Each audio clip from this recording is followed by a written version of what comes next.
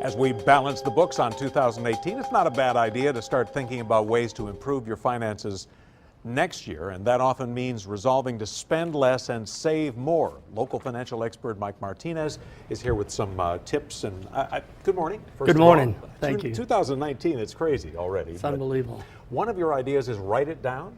Yes, we find that a lot of folks, when they write down their goals and put them somewhere, post them somewhere where they could see it in the morning, in the evening, that they have more success obtaining. So write your goals down and have them somewhere where you can visibly see them, and I think you'll have more success. How much of a problem can it be if, and I'm sure you have people do it all the time, where you have a huge goal, which might be a long-term something that's attainable, but somebody who comes in with just this, I'm going to do this on day one, and it's so unattainable. We like to say, look, we're not trying to hit a home run and a grand slam. Let's just get base hits, and let's just get around those bases, and eventually we're going to get to home plate.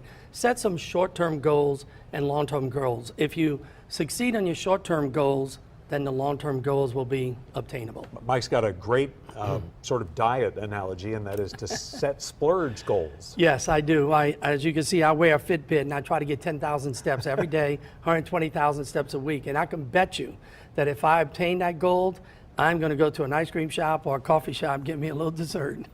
So your point is that if you do your budget properly, instead of spending something in the beginning, save your money, set it aside, and if you have a little extra, then go buy whatever you want. Exactly. If it doesn't have to be desserts and all. It's just something that I like, but it could be shopping. It can be something that maybe it's on a list that you would like to buy, and set your goal, obtain it, and that little leftover, go ahead and splurge. I've heard people in your position say in the past that the idea is to pay yourself first. Yes. You have the mortgage, or the rent, or the car payment, whatever.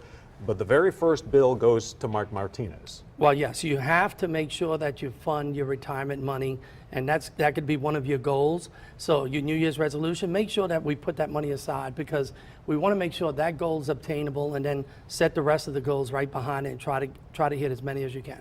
Technology is a big temptation for spending money and all the latest gadgets, but can it help you in some ways too? Absolutely. There's a lot of apps that will give you some detailed information of when you're obtaining a goal, such as my Fitbit. When I'm not getting my steps in, it will buzz and say get moving.